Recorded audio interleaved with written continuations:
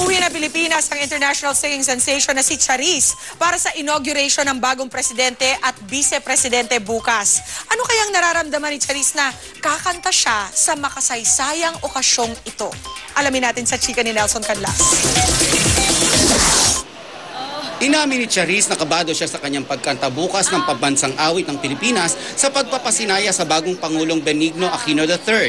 Kanina sa unang balita segment ng unang hirit, itinanong ni Connie Sison kung susunod ba siya sa tamang pagkanta nito ayon sa National Historical Institute. Nung nakaraan, nagkaroon ng kontrobersya ang pagkanta ng ilang singer na pinuna ng NHI. Nakita ko na rin po yung ibang artist and kung yun nga po yung mga issue na nangyari po and hindi ko po sasabihin na talagang magagawa ko po yung really perfect. Talagang itatry ko po na gawin po talaga yung tama na kung paano po yung tama na pagkanta ng national anthem.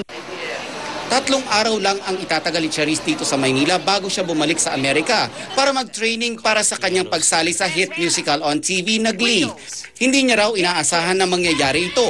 Nagkwento pa ang singer sa pinagdaanan niyang audition.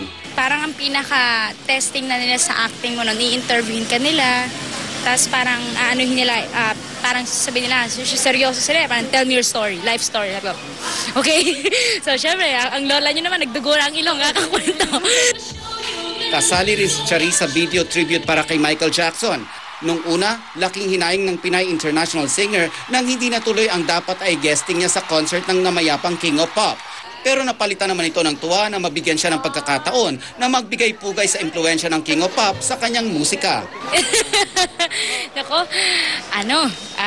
nagulat lang ako doon, hindi ko akalain na. Kasi in-interview lang ako, mag-isa po. Sabi ko, para saan kaya yun? Baka, syempre, hindi ko ina-expect na pagsasama-samahin pala nila yun. Sabi ko, grabe, Jason Derulo. Sabi ko, grabe naman to. Parang, hindi ko ina-expect kasi syempre, nagsistart pa lang naman ako na artist. Nelson Canlas updated sa Showbiz Happenings.